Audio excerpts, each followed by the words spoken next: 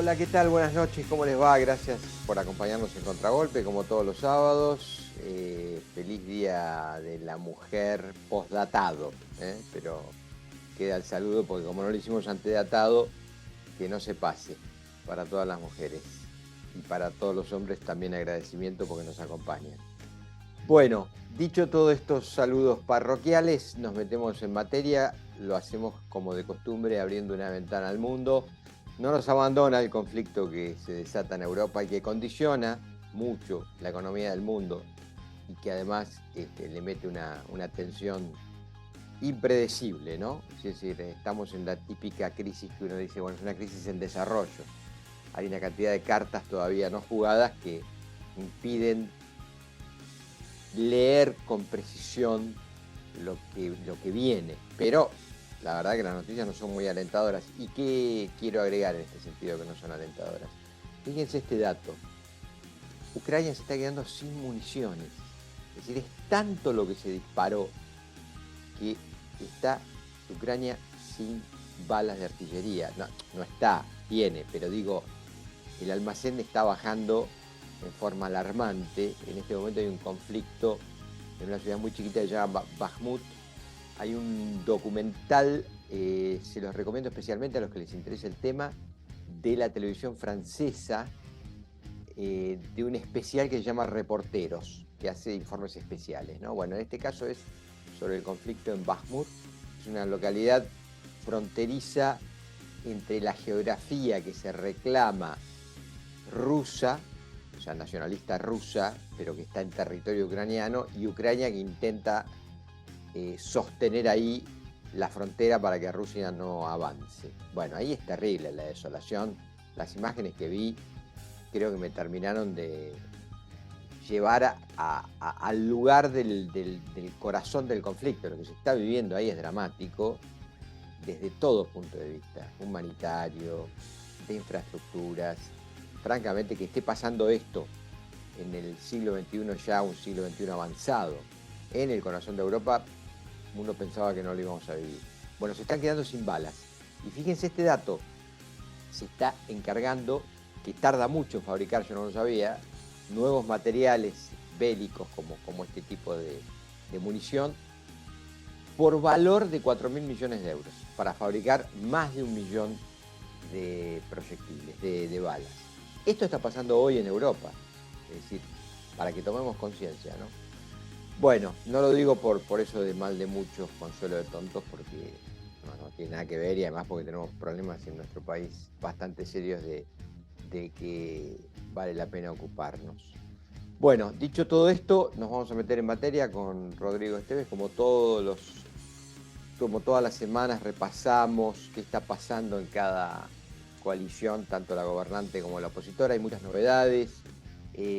Cuando ustedes estén viendo este programa, seguramente estará finalizando un encuentro de que el kirchnerismo llama Encuentro de la Militancia, que tiene mucho olor a naftalina por las consignas, ¿no? Reflotaron en Lucha y Vuelve, ahora que está de moda el libro de Abal Medina.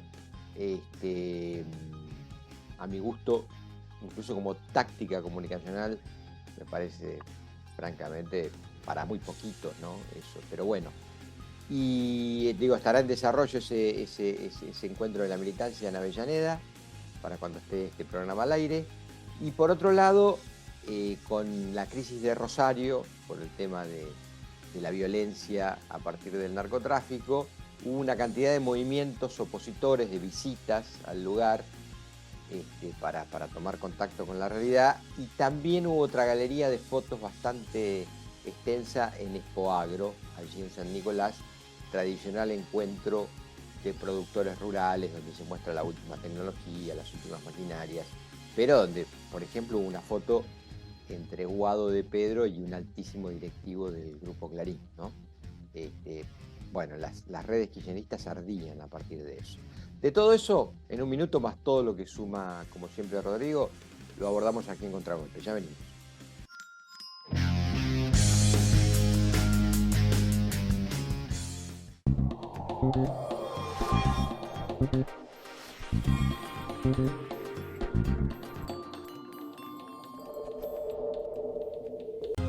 siento cómodo y realizado como persona porque puedo decir, sí, terminé el secundario. Es como un aval, el hecho de tener título secundario es como que te abre esas puertas que están muy buenas.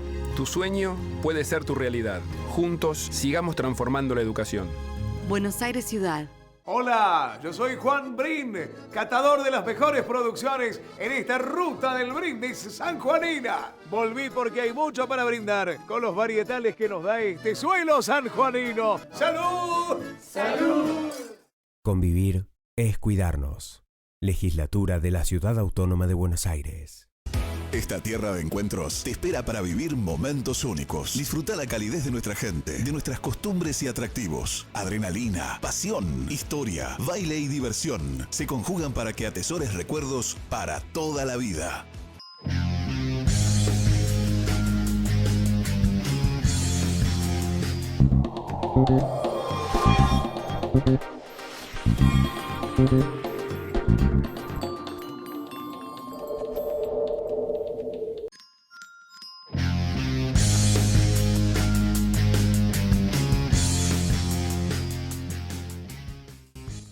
Hola Rodrigo, ¿cómo estás? Buenas noches.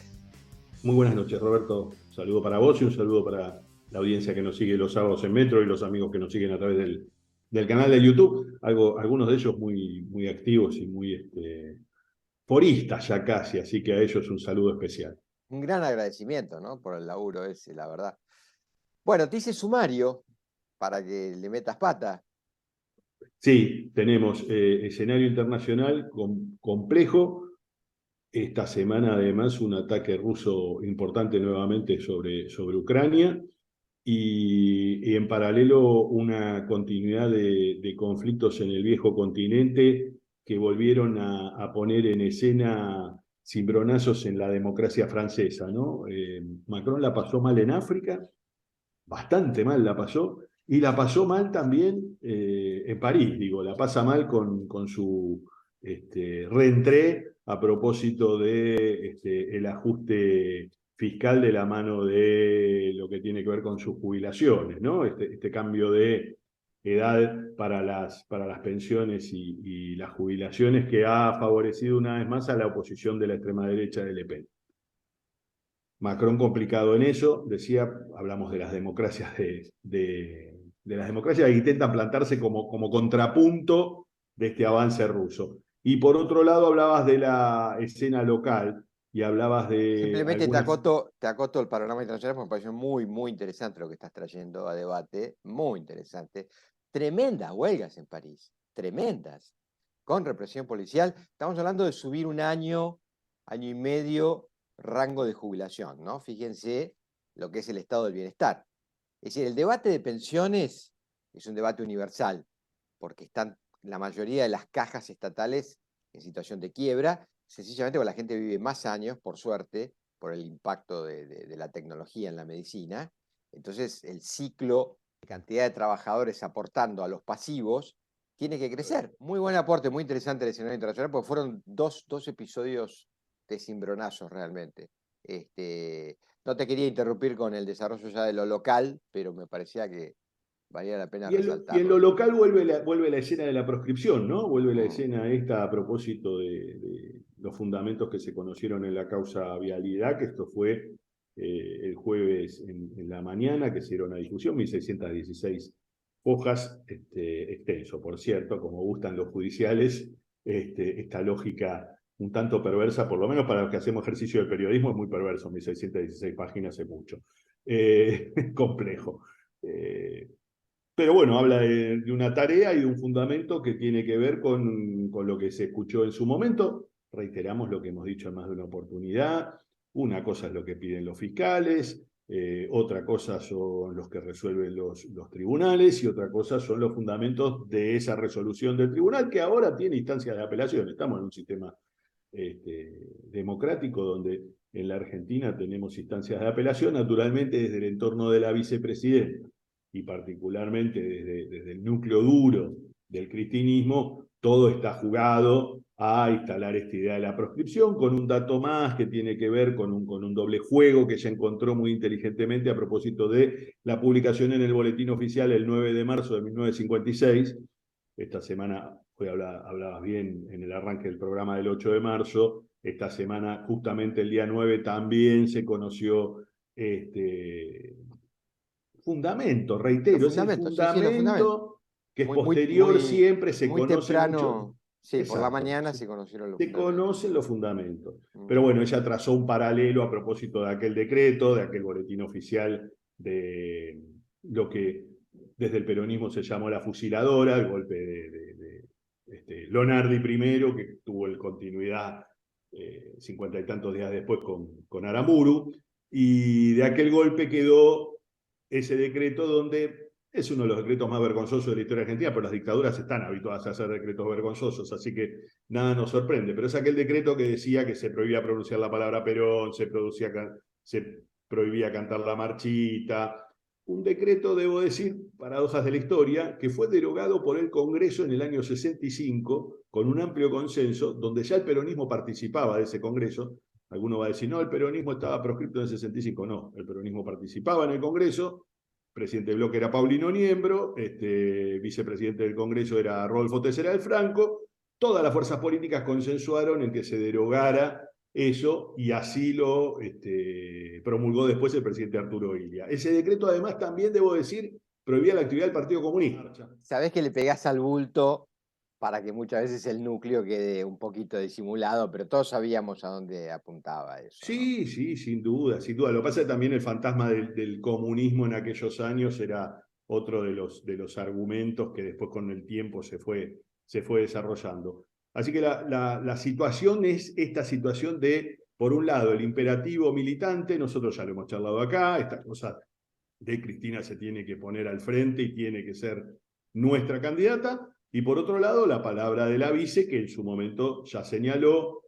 No nos lo señaló solo a nosotros como ciudadanos, se lo señaló a algún ciudadano puntualmente, diciéndole que ese tranquilo, yo no voy a ser candidato. Claro, esto que planteas vos es muy interesante y ya me parece que estamos abarcando bien de lleno la temperatura al interior del conglomerado gobernante, porque están pasando cosas, ¿no? Indoor y outdoor, claramente. Esta jugada de Cristina está sin posibilidades de presentarse porque el entramado fáctico judicial se lo prohíbe, tuvo un acelerador en un discurso de ella muy emocional, que es cuando se conoce la condena de primera instancia, donde ella dice no va a ser parte de ninguna boleta, en ningún tramo. Porque también está la idea de que pueda ser senadora y apalanque con su voto duro, rocoso, las aspiraciones de Kicillof en la provincia de Buenos Aires, ¿no? Entonces digo, esto hay que verlo al socaire de si fue un error emocional o se pensó en usar la figura de la proscripción para tener un recorrido de convocatoria. Esto lo veremos en estos meses, ¿no? Dicho esto, la impresión que tengo es que una cosa era jugar con la proscripción de Perón, con su largo exilio de 17 años y con las prohibiciones que vos muy bien señalaste, y otra cosa es plantear ese paralelismo después de 40 años, como siempre recordás vos, que se cumplen este año de vida democrática. Entonces, todo eso, digo, aquello de segundas vueltas no son buenas, ¿no? Me cuesta. Y además lo quiero completar con dos datos que por mi parte completan el escenario del frente gobernante. Pasaron cosas muy importantes, es decir, Massa arremetió con un canje de deuda muy fuerte, es decir, de patear vencimientos en pesos con calendario 24-25, eso probablemente le despeje al gobierno los nubarrones devaluatorios y le permitan llegar a la competencia electoral sin un escenario de terremoto, ¿no? Que es cualquier crisis cambiaria. Me parece que eso altera mucho la situación. Después, y ya en el finito juego electoral levantó mucho revuelo un off que el periodista Navarro, Roberto Navarro, da a conocer con el presidente Alberto Fernández, pero que va encomillado. Si va encomillado, es un textual. Y si es un textual, es un textual. Bueno, que decía más o menos, si yo compito y le gano al candidato de Cristina, termino con el kirchnerismo, ¿no? Eso no hizo más que aumentar el malestar que ya existía. Cristina lo referenció en un acto en el Senado, donde estaba Estela de Carlotto al tema, como lo sabe hacer ella. Pero digo, está dando un poco a conocer qué se está viviendo ahí adentro, ¿no? Y el cuadro de situación de complicaciones y de contradicciones se completa, a mi gusto, insisto, con una foto de Guado de Pedro con un alto directivo del Grupo Clarín, alto directivo cuestionado muy duro por el kirchnerismo, ¿no? Por la famosa cuestión del lago escondido. Digo, todo esto no hace más que mostrarnos lo que se está viviendo ahí adentro, a lo cual cualquier viandante podría decir, nada que no se vea en un proceso de construcción de listas, propio de los codazos que se mete cualquier partido o cualquier frente cuando se está discutiendo candidaturas. Pero bueno, por mi parte, quería describir un poco el escenario que se vive hoy ahí adentro, ¿no?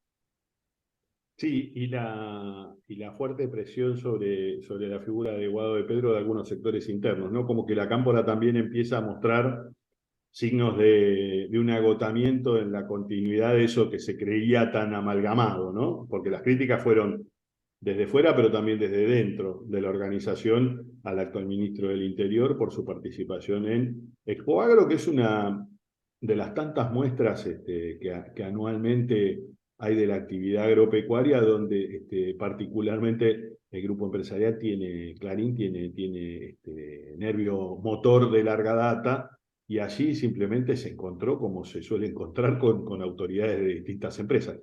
Paradoja de la historia, allí también almorzaron juntos Horacio Rodríguez Larreta y Gerardo Morales, en otra de estas señales que se están dando. Ahora hablamos del puertas adentro del otro lado del Dale, mostrador. vamos ahí, te hago una simple votación porque me interesa mucho lo que estás diciendo. Decíamos que San Nicolás fue una galería de fotos, también opositoras.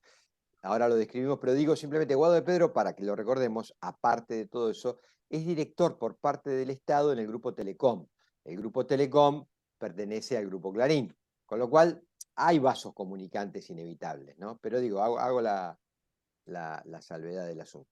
Hablábamos del otro lado del mostrador, hablábamos de Horacio Rodríguez Larreta y Gerardo Morales, que se reunieron precisamente también en el norte de la provincia de Buenos Aires a almorzar, dando señales, estas señales a las que también ya se ha sumado en varias oportunidades la propia Elisa Carrió, señales de contrapunto con otro sector que claramente ya empieza a identificarse. De un lado Mauricio Macri deshojando la margarita en distintos exilios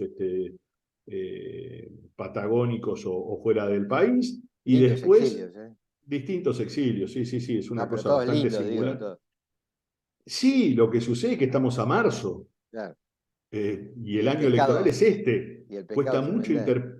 claro, cuesta mucho interpretar qué quiere hacer. Lo último que hizo políticamente fue a La Pampa, otro de los artífices de una derrota compleja para el PRO, que fue la de Maqueira, pero digo, de ahí en adelante, todo lo que hizo fue seguir recibiendo, dar señales, decir que sí, más o menos, no, no sé. La realidad es que sigue deshojando a Margarita, y del otro lado Patricia Burrell, que sí avanza, sí debemos decir, sigue nucleando gente. En la provincia de Buenos Aires, 2 o 3 de sus hombres ya lanzadísimos por la carrera a la ciudad de las Diagonales. Ahí está el exintendente de San Miguel de la Torre, el exintendente de Lanús, el actual intendente de Lanús, Grindetti, digo, tipos que se han lanzado ya con la bendición de la propia Patricia Bullrich y con la idea de acompañar a Patricia Bullrich. Y en el medio, el radicalismo, que se genera un propio imperativo, que es que la semana que viene, nosotros estamos a día sábado, el miércoles 15, en el Gran Rex, Morales va a presentar su candidatura presidencial. Mira, con respecto al señalamiento de Macri, siempre me queda este fantasma dando vuelta. No vaya a ser que tanto Macri como Cristina, que yo creo que son dos personajes que se necesitan como el agua para sustentar la existencia uno y el otro. Yo creo que no existiría Macri sin Cristina, no existiría Cristina Casilla sin Macri. que estén hasta el final deshojando la margarita, ¿no? Y que donde uno mueva la ficha, que la va a mover, como te acordás cuando se hacían los cierres de listas, que era las 23:59, que iba el apoderado, ¿viste? A la justicia electoral, y siempre además alguno en el camino a La Plata, cuando era en la provincia de Buenos Aires, metía un nombre que no estaba. Bueno, cositas, ¿no? Pero no vaya a ser que nos despertemos ese domingo, uy, juegan los dos. No, porque como va uno, yo tengo que decir que para salvar la patria tengo que poner el cuerpo para derrotarlo definitivamente, ¿no? En un escenario y en el otro. La verdad te digo, ojo, esto es como el casino, ¿viste? Hay 37 casilleros con el 0. Es una ficha, no estoy diciendo que ese es el escenario, ¿no? No lo descarto, eso simplemente digo. Estén deshojando los dos personajes hasta el final. El otro día un avesado periodista político me hizo este comentario, me dijo, ¿sabes qué pasa? No pueden descubrir su carta. Cristina la descubrió y ese es un problema en el que están metidos ahora la Cámpora y el kirchnerismo duro pidiendo que vuelva. Que es decir, no juego. Porque eso limita tu capacidad también de operaciones, si vos ya retiraste a tu rey o a tu reina. Bueno, nosotros lo charlamos acá y lo transitamos días pasados. El bloque de senadores en gran medida tiene una escisión porque Cristina deja de ser una jugadora activa. Ahí está, muy bueno. Hablamos de una senadora puntana, un senador entrerriano, bueno, la senadora Vigo, que uno podría decir que naturalmente el peronismo cordobés tiene su propia personalidad.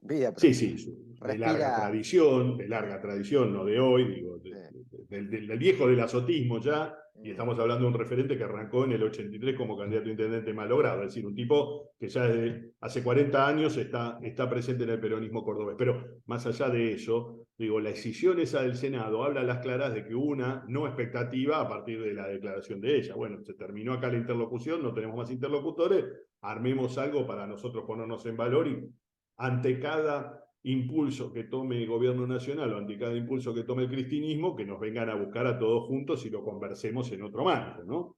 Estas son cosas que pasan en este tipo de años. Sí. Y por último, quiero hacer una valoración. Bueno, trajiste el tema Córdoba, paso una línea. Da la impresión, la información que yo tengo es esa, ya casi es pública también, que finalmente el conglomerado opositor cordobés encontró una solución a su largo conflicto. Esto es juez gobernador de Loredo, candidato a intendente de Córdoba capital. Esto parece que ya está resuelto de esa manera y bueno, evidentemente para el conglomerado opositor cordobés es lo mejor que les podía pasar, porque es donde más taquilleros son cada uno de ellos. Juez en cabeza de la lista de gobernador y de Loredo en cabeza de la municipalidad cordobesa.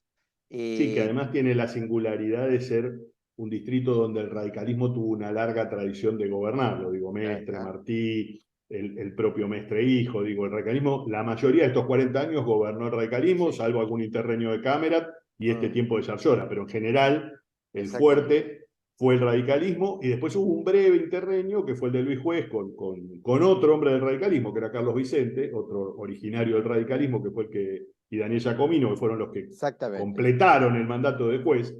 Pero la realidad es que el grueso del tiempo y las gestiones además que fueron gestiones que marcaron la historia en tanto gestión de la ciudad han sido asignadas por fuertes liderazgos, el de Mestre y de Martí, digo, Ramón Bautista Mestre ya fallecido y Rubén Américo Martí, los dos fallecidos, dos liderazgos muy fuertes de Córdoba, que en el caso de Mestre además llegó a ser un liderazgo tal que fue luego gobernador de la provincia. Sí, correcto, muy correcto. Y te digo, esto lo sé mucho, es muy recordada, sobre todo la gestión de Martí en Córdoba, ¿no? Que te diría que es la más recordada de todas, según valoraciones de encuestas y de grupos focales. Dicho esto, por mi parte cierro, ya estamos terminando el programa, con esta valoración. Y hay una discusión en este momento de los analistas políticos, de los encuestadores, si la jugada de Larreta de mostrarse como un candidato moderado, centrista, de consenso, de final de grieta, no fue, ahora que hablamos de cartas, adelantar mucho esa carta que muchos dicen tiene que ser jugada en la instancia de segunda vuelta, cuando vos tenés que aglutinar mayorías. Y que hoy te consagra los núcleos rocosos, por eso Bullrich, entre comillas, se radicaliza. Veremos, son estrategias, a veces, y con esto cierro, insisto, hago una valoración política, a veces hay que poner al país, a veces, yo diría siempre, ¿no? Pero digo, alguna vez hay que poner al país adelante. A mí me parece mucho más interesante una convocatoria de esa naturaleza que andar midiendo la chiquita. Podrán contestar, sí, pero si perdés la chiquita, ¿cuándo la vas a hacer jugar a esa, no? Pero bueno, quería yo por mi parte cerrar ahí. Te dejo lo tuyo para despedirnos. Sí, es verdad, lo de la matriz antigrieta de Larreta puede que resulte incómodo para algunos, efectivamente, pero debemos reconocer algo sobre su lanzamiento. Centralmente se basó en eso, es decir, yo vengo a terminar con la grieta, es decir, el tipo planteó, en estos tiempos donde no se plantean ideas, yo creo que ya lo charlamos acá, digo, que alguien plantee como una ecuación política, bueno, yo vengo a trabajar sobre este escenario, me parece, cuanto menos, por lo menos, de un riesgo, vamos a entrecomillar, con cierta nobleza frente a la media de los muchachos que están todos haciendo cálculos con la calculadora a diario, ¿no? Ni siquiera a veces da la sensación que con los dedos, ni siquiera con la calculadora, pues son cálculos muy de mínima, pero bueno. El abaco. Hablábamos de Córdoba y no quiero dejar de homenajear a un querido amigo que se fue esta semana, que es Enrique Vázquez, una figura, Sí, una pluma insignia, Twitter. Te lo leí en el una Twitter. pluma Sí. insignia de la revista Humor, en los tiempos del final de la dictadura, muy joven, no estaba próximo a cumplir los 70 años, Enrique, lamentablemente se fue, y además un querido amigo, pero además una referencia muy importante del periodismo en los años de los albores de la democracia, que nos dejó y que lamentablemente pasan estas cosas, ¿no? Casi pasó desapercibido. Fue el primer tipo que pronunció, cuando digo pronunció, me equivoco, porque no hablo de los medios de audiovisuales, sino que debo decirlo, escribió. Fue el primer tipo que acusó a Alfredo Astiz de estar involucrado en el asesinato de Dagmar Hagelin, por ejemplo.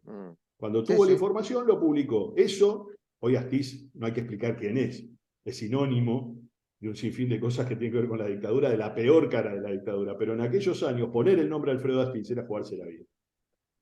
Sentido homenaje, lo acompañamos. Un abrazo grande, saludos para todos, nos volvemos a encontrar en Contragolpe la semana que viene. Chao.